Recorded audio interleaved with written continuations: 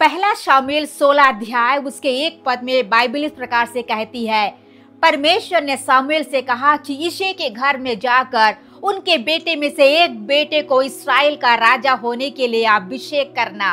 और शामूएल यिशै के घर में जाता है, एक एक को यिशै उसके सामने लाता है। परमेश्वर उससे कहता है, ये नहीं है, मैंने इसको चुना नहीं है, ये अयोग्य है। शामूएल यिशै से पूछता है, क्या कोई और बेटा है?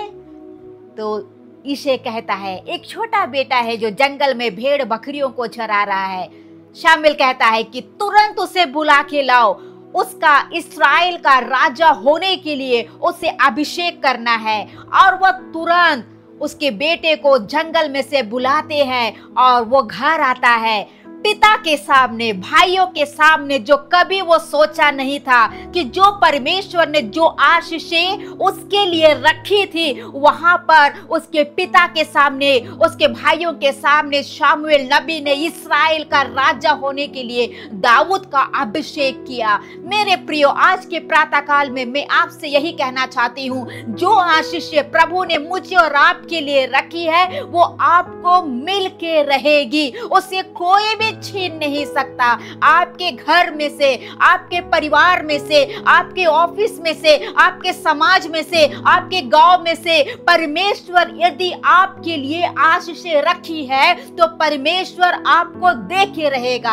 आपके ऑफिस में यदि परमेश्वर आपको आशीष दिया है आपकी बढ़ोतरी के लिए, आपके ऊंचाइयों के लिए, वो आपको देगा। आपके परिवार में यदि वो चाहता है आपके जीवन में बहुत सारे ब्लेसिंग्स आने के लिए, आपको चुना है, वो आपको दे के रहेगा। लेकिन एक बात हमारे जीवन में होना है, जैसे दाऊद के जीवन में जो आशीषें कहां से आई, वो परमेश्वर के प्रति विश्वास योग्य और ईमानदार था, जिस वजह से परमेश्वर ने उसके जीवन में जो आशीषें उसके लिए रखी थी वो उसे मिल गया और वो इस्राएल का राजा हो गया।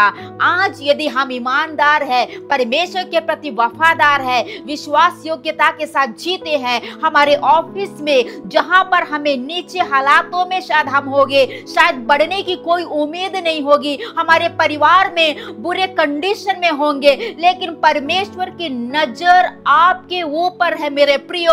उन हालातों से, खराब परिस्थितियों के बीच में से, जहां से आपको नहीं लगेगा कि मेरी बढ़ोतरी है, परमेश्वर के ईमानदार के साथ में, विश्वास योग्यता के साथ में यदि आप बने रहोगे, जो आशीषें प्रभु आपके लिए रखी है वो आपको मिलेगा। इस वचन के द्वारा प्रभु आप सभी को आशीष प्रदान करे।